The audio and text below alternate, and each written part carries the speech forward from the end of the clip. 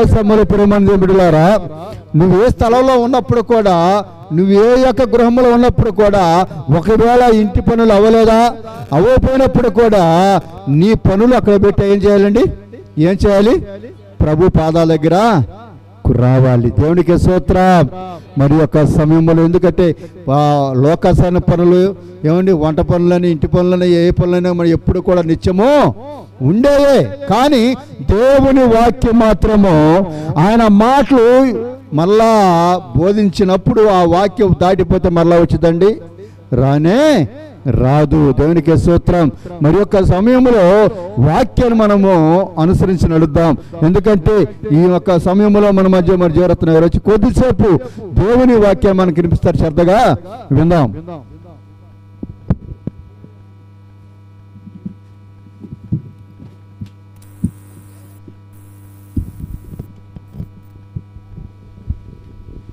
Praise the Lord. దేవునికి స్తోత్రం. హల్లెలూయా. రెండు చేతులెత్తి దేవుని నామమున పడదామా. హల్లెలూయా. మంచిదే ప్రియులారా, మన ప్రభువును రక్షకుడైన యేసుక్రీస్తు నామములో మీ అందరికి కూడా నా హృదయపూర్వకమైన వందనాలండి. అందరికి కూడా వందనాలు. మంచిది, కొద్ది నిమిషాల దేవుని వాక్యాన్ని ధ్యానం చేద్దాం. యెహోషువ 10వ అధ్యాయము 12వ వచన భాగాన్ని మనం చదువుకుందాం. యెహోషువ 10వ అధ్యాయము 12వ వచన భాగాన్ని మనం చదువుకుందాం. Page number 185. యెహోషువ 10వ అధ్యాయము 12వ వచన భాగాన్ని చదువుకుందాం. చదవమ్మా. యెహోవా ఇశ్రాయేలుల ఎదుట అమోరీయులను అప్పగించిన దినమున ఇశ్రాయేలీలు వినుచుండగా యెహోషువ యెహోవాకు ప్రార్థన చేసెను, సూర్యుడా నీవు గిబియోనులో నిలువము. చాలండి, చిన్న ప్రార్థన చేసుకుందాం. చదవబడిన వాక్యంతో దేవుడు నీతో నాతో యొక్క ఉదయకాల సమయమున మనందరితో మాట్లాడేలాగున చిన్న ప్రార్థన చేసుకుందాం. మహాపరిశుద్ధుడా, సర్వోన్నతుడా, సర్వాధికారి దేవా, నీకు ఉన్నతమైన పరిశుద్ధమైన నామాన్ని బట్టి నీకు స్తోత్రాలు చెల్లిస్తున్నాము తండ్రి. ఇదిగో ఇంతవరకు నా తండ్రి, ఇదిగో పాటల ద్వారా ఆరాధన అంతట్లోను, సాక్షుల అంతట్లోను ప్రభువా మహిమ పొందాలని నమ్మొచ్చున్నాం. నీ దాసుని అల్పుని అభాగ్యున్న తండ్రి, నీ పక్షాన్ని నిలబడి ఉన్నాను ప్రభువా. నన్ను మరుగుపరచండి, నా నోటికి మీరు బోరగా ఉండి ఇక్కడ చేరి కూడా వచ్చిన బిడ్డలకును మాకును మా అందరికీ ప్రభువా నీ వాక్యాన్ని వినడానికి చెవులు దయచేయండి నాయన. గ్రహించగల హృదయాలు మాకు దయచేయమని అడుగుతున్నాం. ఇంకెవరైతే రాలేక వెనకబడుతున్నారు అటు బిడ్డలు మీరు దర్శించి మీ యొద్దకు నడిపించి మీ నామానికి మహిమ, ఘనత, ప్రభావాలు పొందుకోమని యేసుక్రీస్తు నామమున పేరిట అడిగి వేడుకొంచున్నాము తండ్రి. ఆమేన్. దేవునికి స్తోత్రం. గట్టిగా చూద్దాం. హల్లెలూయా. చూడండి ప్రియమైన దేవుని బిడ్డలారా, పరిశుద్ధమైన బైబిల్ గ్రంథములో, దేవుని గ్రంథములో ప్రార్థన చేసిన భక్తులు ఎందరెందరో ఉన్నారు. ప్రార్థన చేసిన భక్తులు ఎందరెందరో ఉన్నారు. వారి ప్రార్థనలు బట్టి అనేకమైన సూచక్రియలను, మహత్య కార్యములను దేవుడు ప్రార్థన ద్వారా జరిగించినట్లు లేఖనాల్లో మనము చూస్తున్నాం ప్రియులారా. కానీ నాడు నీవు నేను మనం అందరం ప్రార్థనలు చేస్తున్నాం, కానీ మన ద్వారా ఏ సూచక్రియలు కానీ ఏ మహత్య కార్యాలు కానీ జరగట్లా. ఏంటంట జరుగుతున్నాయండి. మన ప్రార్థన ద్వారా ఏమేలైనా మనం పొందుకోగలుగుతున్నామా? మరి ఆనాడు భక్తులు ప్రార్థన చేస్తేనే దేవుడు వారి పక్షా నుండి ఏం చేశాడు? కార్యాలు చేశాడు కదా. మరి ఈనాడు ప్రియమైన దేవుని బిడ్డలారా, ప్రార్థనకు వస్తున్న నీవు, దేవుని వాక్యం వింటున్న నీవు, అనే సన్నిధికి వస్తున్న మనము మన ప్రార్థనలు దేవుడు మరి ఎందుకు వింటలేదు అనేసి మనం పరిశీలన చేయాలి ప్రియమైన దేవుని బిడ్డలారా.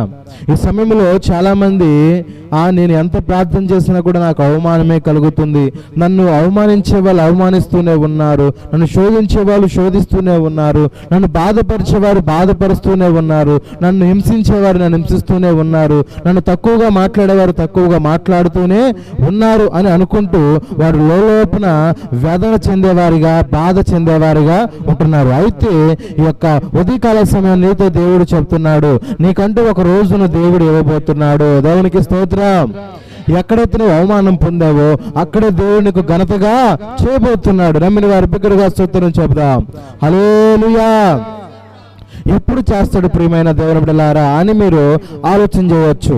దేవుడు చిత్తాన్ని మనం నెరవేర్చినప్పుడు ఆయన మన పనులను నిశ్చయముగా నెరవేర్పు జరిగిస్తాడా లేదా అన్నాడా లేదా? నీ పనుల భారము యెహోవా మీద మోపుము, అప్పుడు ఆయన నీ కార్యములను సఫలపరచును. నీవు దేవుని ఎదుకు వచ్చిన నీవు నీ భారము, నీ సమస్య, నీ బాధ, నీ వ్యాధి ఏదైనా కూడా ప్రభు మీద భారం మోపినట్లయితే ఆయన ఏం చేస్తాడు?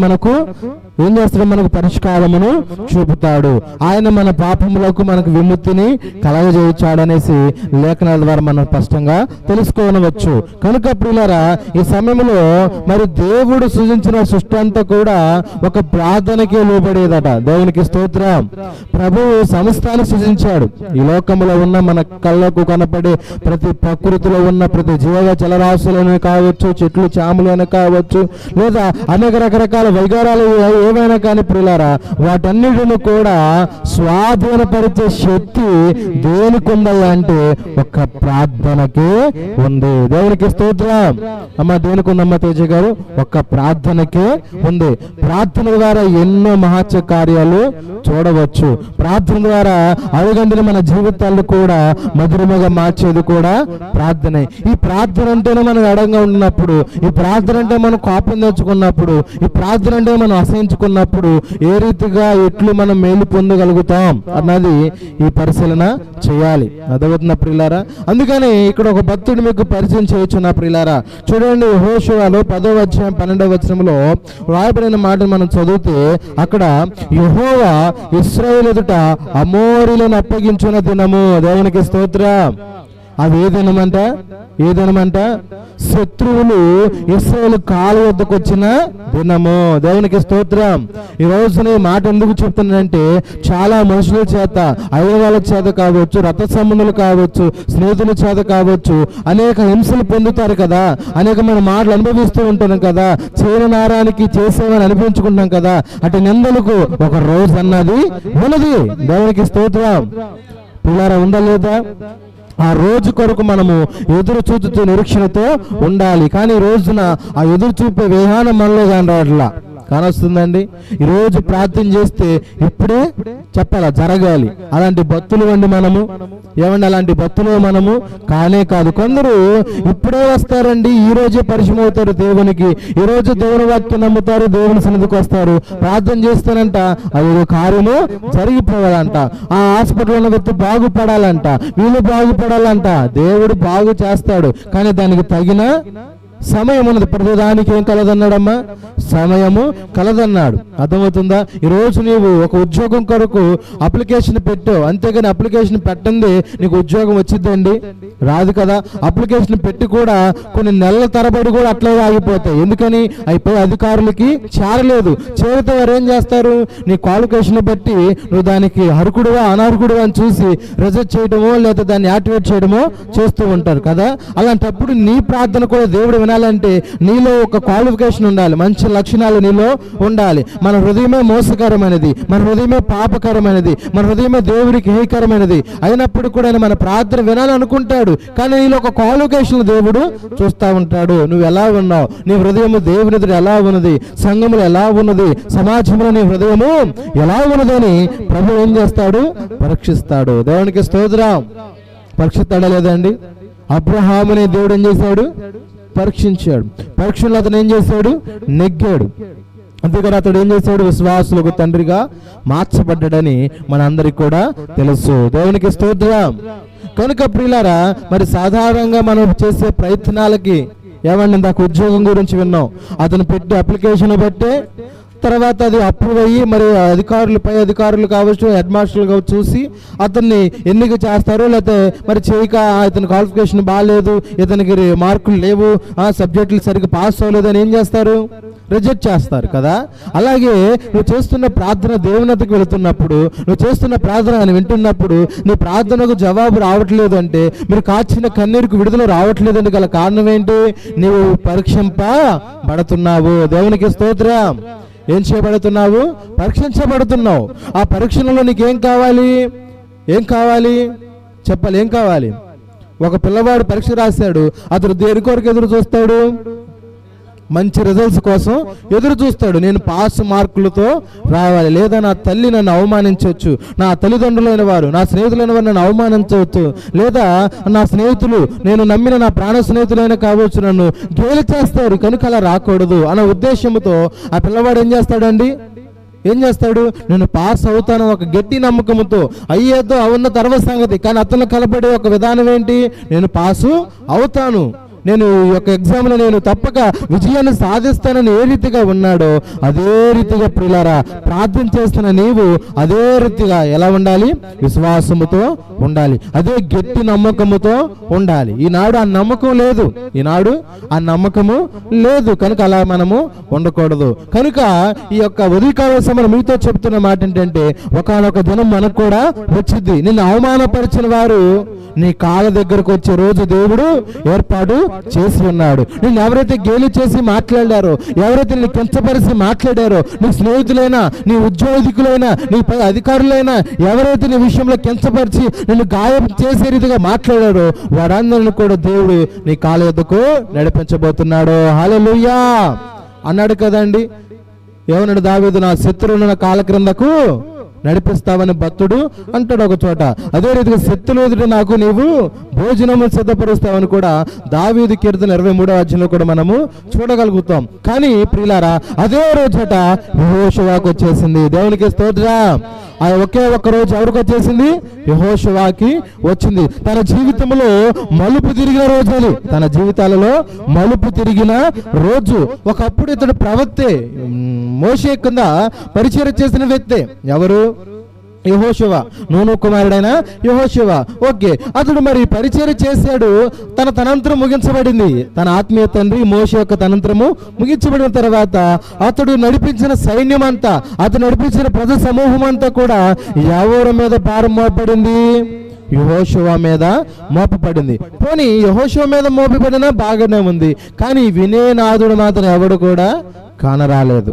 వినేనాథుడు ఎవరు కూడా కానరాలేదు. ఏది, దేవుని మాట. ఈ మార్గంలో మనం వెళ్ళాలి అంటే వాళ్ళు ఏమంటారు చెప్పండి, ఏమంటారు, ఈ మార్గంలో దేవుడు బయలుపరచాడంటే, లేదు నీకైనా దేవుడు బయలుపరిచింది, నువ్వు మోషే కన్నా గొప్పవాడివా అని వ్యత్యాసాలు చూపుతా ప్రియులారా వారి ఇష్టమైన దేవతలను ఏం చేస్తున్నారంట, ఆరాధించుకుంటున్నారంట. అందుకని అతడు పలికిన మాట అంటే తెలుసా ప్రియులారా, నేనును నా ఇంటి వారును యెహోవాను మాత్రమే సేవిస్తాం. దేవునికి స్తోత్రం. ఏం చేస్తున్నాడు, నేనును నా ఇంటి వారందరూ యెహోవానే సేవిస్తాం. ఆ రీతిగా వారి కుటుంబం నడిచింది కనుక ప్రియులారా వారి జీవితంలో దేవుడు గొప్ప కార్యాన్ని జరిగించాడు. దేవునికి స్తోత్రం.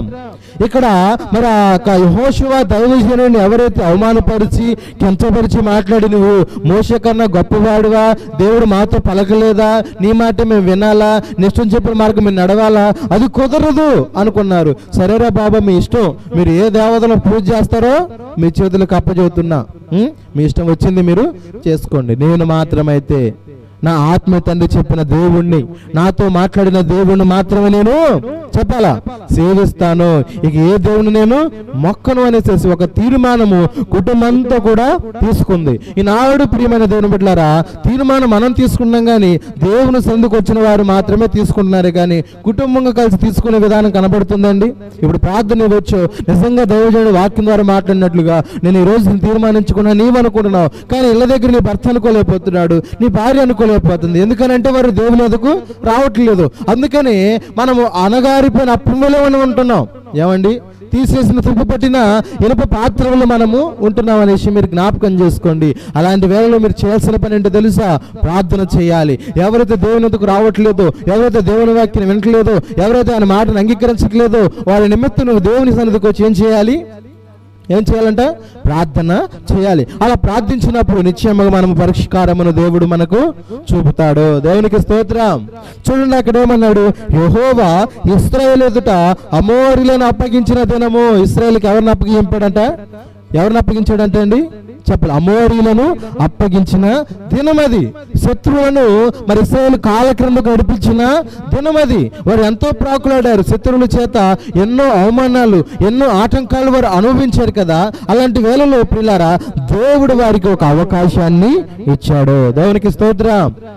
ఏమిచ్చాడు, వారి కాళ్ళ దగ్గరికి ఎవరు నడిపించాడు, అమోరీలను నడిపించాడు. ఈ రోజున దేవుడు దర్శనంతో మాట్లాడి, ఈ రోజున ప్రార్థన చేయమ్మా, నీ భర్త నీ మాట వింటాడు, లేదా నీ భార్య మీ మాట వినిద్ది, బిడ్డలు మీ మాట వినలేదని బాధపడుతున్నారు కదా, ప్రార్థన చేయండి, మీ మాట వినేటట్లు దేవుడు చేస్తాడని దైవ వర్తమానం ద్వారా దైవజనుడు మీతో మాట్లాడుతుంటే ఈ రోజున మనం మాట వినే విధానం కనపడుతున్నా, మాట వినే విధానము కనరాట్లా. ప్రార్థన చేస్తున్నావు, మా ఓడు మారడండి నువ్వే చెప్పేస్తున్నావు, అర్థమవుతుందా? మా ఓడు వినడండి నువ్వే చెప్పేస్తున్నావు, మా భర్త మారడం నువ్వే చెబుతున్నావు, చెప్పేది ఎందుకు ప్రార్థన చేసేది ఎందుకు అని అడుగుతున్నా. ప్రియులారా, అర్థం చేయాల్సిన పని నీవు ప్రార్థన చేయి, తర్వాత సంగతి నీకు వద్దు. అర్థమవుతుంది, తర్వాత సంగతి నీకు వద్దు. కానీ ఈనాడు అలా ఉంటున్నారండి, సమాజం అలా కనపడుతున్నారా? చెప్పేది వాళ్ళే, ప్రార్థన చేస్తే బాగుపడతారని. అదే చెప్పేది వాళ్ళే, వాడు ఎంత చేసినా కానీ మారడని, వాడు ఎంత చెప్పినా కానీ ఏనడని, అంత నువ్వే చెప్పేస్తుంటే మరి దేవుని కార్యాన్ని ఎలా చూస్తావండి? కానీ యెహోషువ అలా కాదు, ప్రార్థన చేశాడు, సేవించాల్సిన వ్యక్తినే సేవించాడు, ఘనపరచాల్సిన వ్యక్తినే ఘనపరిచాడు, ఆరాధించవలసిన ఆరాధకుడినే ఆరాధించాడు. అందుకని తన జీవితంలో మలుపు తిరిగాడు. దేవునికి స్తోత్రం. ఎక్కడైతే అతడు కూడా ప్రజల మధ్య అవమానం కలిగిందో, ఇతడు దైవజనుడు కాదన్నాడు, ఇతడు దేవుని సేవకులు కాదన్నాడు, ఇతడు రెచ్చిపోతున్నాడు అన్నాడు, ఇతడు ఎక్కువ మాట్లాడుతున్నాడు అనుకున్నారు, వారి మధ్య అతని ప్రార్థన ద్వారా దేవుడు మహత్య కార్యాన్ని జరిగించాడు. దేవునికి స్తోత్రం. అదేంటో తెలుసా ప్రియులారా? చదవండి, అక్కడ రాయబడిన మాట, ఇశ్రాయేలును వినుచుండగా యెహోషువ యెహోవాకు ప్రార్థన చేశాడు. దేవునికి స్తోత్రం. ఎవరు వినుచుండగా? చెప్పండి, ఎవరు వినుచుండగా? ఇశ్రాయేలులందరూ వినుచుండగా యెహోషువ ఎవరికి ప్రార్థించాడట? ఏమండి, ఎవరికి ప్రార్థించాడంట? అష్టారోత దేవతలకు ప్రార్థించాడండి? అమోరీలకు ప్రార్థించాడా? ఐగుప్తు దేవతలకు ప్రార్థించాడా? లేదే. ఎవరికి ప్రార్థించాడు? యెహోవాకు ప్రార్థన చేశాడు. దేవునికి స్తోత్రం. ఎవరికంట? యెహోవాకు. మన దేవుడు, మన పూర్వీకుల దేవుడు, అబ్రహాము దేవుడు, ఇస్సాకు దేవుడు, యాకోబు దేవుడైన మన పూర్వీకుల దేవుడైన యెహోవాకు అతడు ఏం చేశాడంట? ప్రార్థన చేశాడు. దేవునికి స్తోత్రం. ఈ రోజున మనము కూడా మన దేవుడికి యథార్థంగా మనం ప్రార్థన చేయాలి. ఏమండి, యథార్థముగా నిజాయితీతో మనము ప్రార్థన చేసేవారిగా ఉండాలి. అందుకని అతను ప్రార్థన చేస్తుంటే అతను చేసిన ప్రార్థన ఏంటో తెలుసా? ఆ యుద్ధములో జయం రావాలంటే ఏది సహకరించాలి చెప్పాలి. ఆ యుద్ధములో మనము జయాన్ని పొందాలంటే ఏది సహకరించాలి? అర్థమవుతుందా? అమోరీలను జయించాలి, అమోరీలను ఇశ్రాయేలు జయించాలి అంటే వారికి ఏది సహకరించాలి చెప్పాలి? ఏది సహకరించాలి అంటే ముందు ప్రకృతి సహకరించాలి. దేవునికి స్తోత్రం. ఏం చేయాలి? ప్రకృతి సహకరించాలి. వారు ఒక పూట మాట్లాడుకున్నారు, పలానా సమయాన్ని మనకి యుద్ధం జరుగుతుంది, యుద్ధ సమయంలో మనం అందరం కూడా ఏకీభవించాలి అనుకున్నారు, యుద్ధం చేయడం ప్రారంభించారు. ఈ లోపు ఏమైపోతుంది? వచ్చే పొద్దు కాదు, అది పోయే పొద్దు. సూర్యుడు అస్తమిస్తే యుద్ధం జరిగిద్దా? మధ్యలోనే ఆగిపోయింది. అర్థమవుతుందా? అప్పుడు మ్యాచ్ ఏమైతుంది? డ్రా అయిపోయింది. డ్రా అంటే ఎవరు కూడా గెలవలేదు, అందరూ సమానంలో ఉన్నారు, విజుకోట్లుగా ఉన్నారు. కానీ అలా ఒప్పుకోదు కదా, ఎవరు గెలిచారన్నదే కావాలి, అంతే కదా. అంతేగాని డ్రా అయినట్లుగాను ఇజుకోట్లుగా ఉంటే అది దేవుని పక్షులైనట్లు, ఇటు సాతాను పక్షులైనట్లే. అందుకని ఇక యెహోషువ ఏం చేశారు తెలుసా? మోకరించి ఇశ్రాయేలందరూ వినుచుండగా. ఈరోజు మీకు అనుభవం కావాలి, మీ భర్త వినేటట్లుగా మీరు ప్రార్థన చేయండి, మీ భార్యలు వినేటట్లుగా ప్రార్థన చేయండి. ఏదో దేవుని సన్నిధికి వచ్చి ప్రార్థన చేస్తున్నామంటే కాదు, మీరు మీ గృహాల్లో కూడా ప్రార్థన చేయడం మొదలు పెట్టాలా. అర్థమవుతుందా? మీరు ఏ స్థలాలు నిలబడి చేస్తున్నా కూడా ప్రార్థన చేయండి. ఆ ప్రార్థన ఇతరులు ఏం చేసిద్ది? అమ్మో, నేను ఇలాంటి వాడినైనా కూడా త్రాగుబోతున్న నన్ను నా భార్య ఈ రీతిగా దేవునికి మరపెడుతుందని, త్రాగేవాడు 2 సంవత్సరాలు తాగినా 3 సంవత్సరాలు తాగినా నీ ప్రార్థన ఏదో ఒక రోజు వాడిని చెవునా పడొచ్చు. కానీ ఈ రోజున ఏదో అనుకుంటారని భయముతో ప్రార్థన చేయడం మానేస్తున్నారు. ప్రియమైన సంగమా, చెయ్యాలి, ప్రార్థన చెయ్యాలి. యెహోషువ ఏం చేశాడు? తన వినేటట్లుగా ప్రార్థన చేశాడా? తన కుటుంబం వినేటట్లు ప్రార్థన చేశాడా అని అంటే ఇశ్రాయేలందరూ వినుచున్నట్లుగా అతడు ప్రార్థన చేశాడు. అందుకని అతను ప్రార్థన ఏమని చేశాడు తెలుసా? సూర్యుడా నీవు గిబియోనులో నిలువము, చంద్రుడా నీవు అయ్యాలోయలో నిలువము. జనులు తమ శత్రువుల మీద పగ తీర్చుకునే వరకు సూర్యుడు నిలిచాడు, చంద్రుడు ఆగాడు అను మాట యెషాయా గ్రంథంలో రాయబడి ఉన్నది. దేవునికి స్తోత్రం. ప్రార్థన ఏం చేసిందంట? సూర్యుడిని అట్లాగే ఆపేసింది. ఇప్పుడు యుద్ధంలో ఎవరికి జయం వచ్చింది? ఎవరికి జయం వచ్చిందండి? ఇశ్రాయేలుకు జయం వచ్చింది. ప్రార్థన చేసిన వ్యక్తికి నిశ్చయముగా జయమును దేవుడు దాచి ఉంచాడు. అర్థమవుతుందా? దాన్ని మనం పొందుకోవాలంటే ఏం చేయాలి? సేవించేది ఎవరినో ముందు తెలుసుకోవాలి. నీవు యథార్థంగా దేన్ని పూజ చేస్తున్నావు, దేన్ని నమస్కరిస్తున్నావు అన్నది నీవు పరిశీలన చేయాలి. ఈయనైతే సర్వశక్తిగత యెహోవాను మాత్రమే సేవించాడు కనుక అతని పక్షా నుండి ఎక్కడైతే అతనికి అవమానం కలిగిందో, ఎవరైతే దైవజనుడు లక్ష్య పెట్టలేదు, అక్కడే వారందరూ కూడా ఎవరితో పెట్టుకోవచ్చు కానీ యెహోషువతో మాత్రం పెట్టుకోకూడదు. అతడు గొప్ప ప్రవక్త అండి, అతడు గొప్ప దైవజనుడు అని తమలో తాము అనుకుని ఏం చేశారంట? దేవుని నామాన్ని ఘనపరిచిన వారిగా ఉన్నారు. దేవునికి స్తోత్రం. అందుకని అతని గురించి ఒక చక్కని మాట రాయబడింది ఏంటో తెలుసా? 14వ వచనంలో, యెహోవా ఒక నరుని మన విని నా దినము వంటి దినము దానికి ముందే గాని దానికి తర్వాతే గాని ఉండలేదు. నాడు యెహోవా ఇశ్రాయేలు పక్షమున యుద్ధము చేశాడు. దేవునికి స్తోత్రం. ఎవరి పక్షాన యుద్ధం చేశాడు?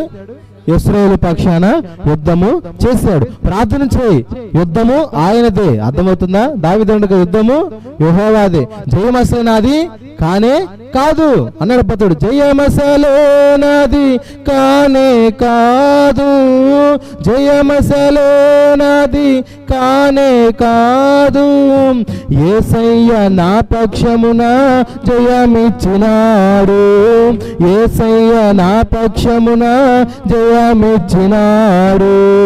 జీవించుచున్నది నేను కాదు, క్రీస్తుతో నేను సిలువ వేయబడినాను, క్రీస్తుతో నేను సిలువ వేయబడినాను, క్రీస్తు నాలో జీవించుచున్నాడు, క్రీస్తు నాలో జీవించుచున్నాడు. జీవించుచున్నది నేను కాదు, క్రీస్తు నాలో జీవించుచున్నది నేను కాదు, క్రీస్తు నాలో జీవించుచున్నది. దేవునికి స్తోత్రం. యుద్ధం అసలు నాది కానే కాదు, దేవుడి నా పక్షాన యుద్ధమునకు జయమిచ్చాడని దావీదు కూడా అన్నాడు. ప్రియులారా, అందరూ కూడా భక్తులు దేవుణ్ణి ఆధారం చేసుకుంటే, ఈనాడు మనం మాత్రం మనుషులను ఆధారం చేసుకుంటున్నాం. సురులను మనం ఏం చేస్తున్నాం? ఆధారము చేసుకుంటున్నాం. దేవుని మాత్రం మనము ఆశ్రయించలేకపోతున్నాం, ఆధారము చేసుకోలేకపోతున్నాం. భక్తులైతే నా కొండవి నీవంటున్నాడు, నా కోటవి నీవంటు, నా దుర్గము నీవంటున్నాడు. ఈనాడు మనం అలా అనలేకపోతున్నాం. ఎందుకంటే ప్రియులారా, ఎందుకు అనలేకపోతున్నాం అంటే చెప్పండి, ఎందుకు అనలేకపోతాం? అందరూ మనకి కావాలి, అందరూ మనకి కావాలి, అందరూ కావాలి. దేవుడు మాత్రం మనకొద్దు.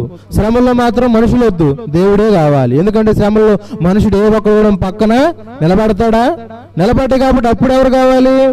దేవుడు కావాలి. ఇక మనం ఎలా ఉన్నా అర్థం చేసుకోండి. ఇలా ఉండి ప్రార్థన చేస్తే దేవుడు ఆలకెత్తాడా? ఉంటే నువ్వు ఎలా ఉండమన్నాడు? చల్లగానైనా ఉండు, వెచ్చగానైనా ఉండు, నువ్వు వెచ్చగా మాత్రం బతకొద్దు. అలా బతికేవంటే ఆ సంఘం మీద ఏం చేస్తాడు దేవుడు? ఉమ్ము వేస్తానన్నాడు, అన్నాడా లేదండి? అందుకని జ్ఞాపకం చేసుకో. ఒకవేళ నువ్వు పడిపోయావైతే జ్ఞాపకం చేసుకో. సరి చేసుకునే అవకాశం ఇచ్చాడు మనకి. అర్థమవుతుందా? సరి చేసుకుని నిలబడతాడు ప్రతి.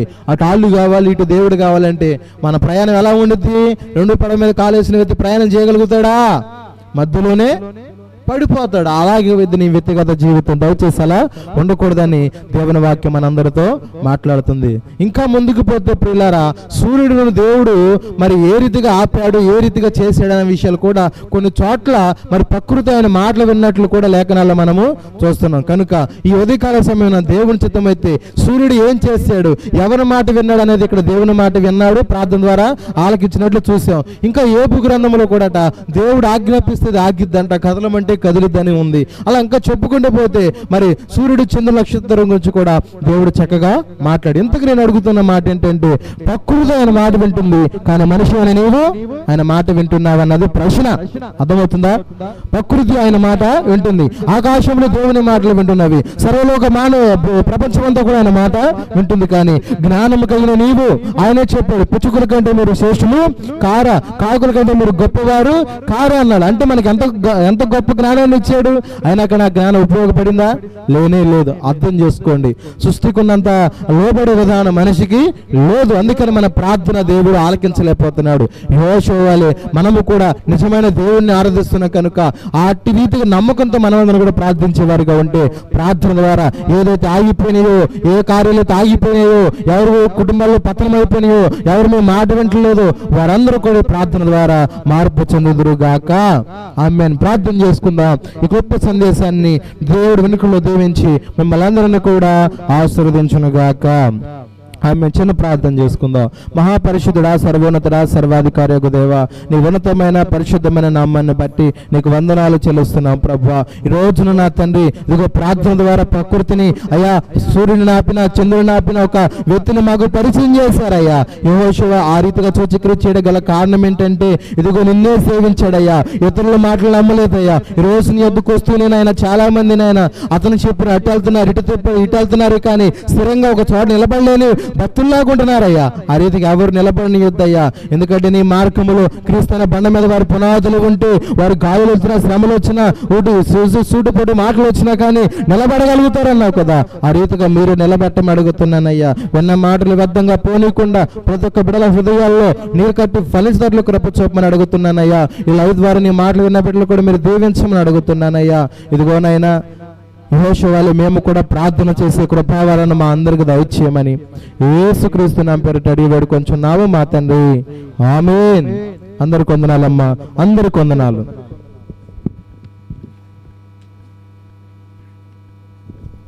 దేవునికి స్తోత్రం. హల్లెలూయా, హల్లెలూయా. మరి యొక్క మధ్యాహ్న కాల సమయంలో మనందరూ విన్నారమ్మా, విన్నారమ్మా? ఏ విన్నాం? చెప్పాలి, మీరు చెప్పాలి.